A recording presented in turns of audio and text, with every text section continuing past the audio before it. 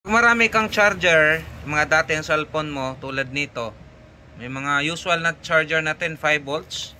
So yung current, nagkakaiba lang yung current nila, pero madalas yan ay 5 volts. Ngayon, pag nasira yung upper the box mo tulad nito,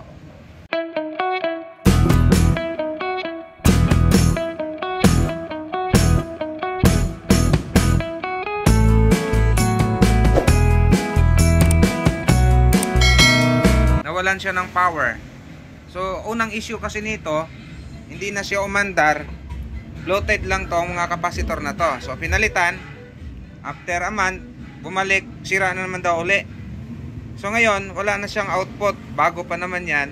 So itong IC na to, yung PWM na yan, yun yung sira. Ngayon, sabi ko, kung may mga charger ka, bigay mo sa akin, convert natin. Kasi 5 volts din to eh. Yan, 5 volts to. Ito, kinonvert natin. Itong charger na to, 5 volts din ang output nito. Ganito lang kasimple ang pagkabit. Kahit hindi ka technician, kung malakas lang ang loob mo, pero disclaimer ha, ito ay dealing with electricity, kaya ingat po. Ang ginawa natin, tinanggal natin yung yan. Tinanggal natin yung diode dyan. Ito, ang diode na yan. Yan.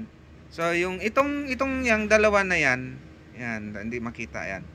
Yung dalawa na yan, meron niyang line 1, line 2. Konektado yan dito, line 1, line 2. Kaya lang naman dinaan natin para ma-filter siya. So kung ayaw mo dyan, pwedeng ito. Putulin natin tong linya na to at idirekta doon sa plug ng ating charger. Kaya lang ito, tinanggal ko na yung plug niya. Kaya winire ko na siya, papunta dyan. Tapos yung output niyan, naka-USB to. Kaya lang, mahirap pa naman mag-USB, kaya direkta ko sa ilalim, hinanap ko yung positive at yung negative. Yung positive, yung dilaw na yan, ilagay natin sa dulo ng diode. Ayan, dyan sa diode, wag doon sa ilalim, hindi mo naman ma-access yun eh. Ito lang, ilagay mo dyan. Tapos yung negative, hanapin mo lang yung negative ng capacitor. Ayan, negative yan.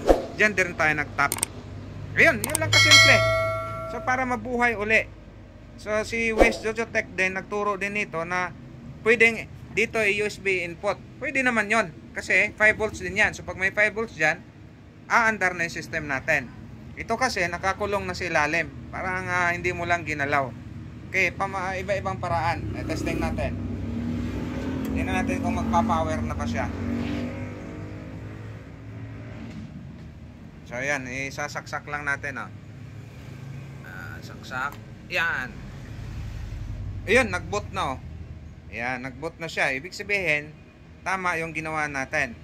So, nagagamit siya, naka-double adhesive lang yan para hindi magalaw. Ayan lang, simpleng tutorial.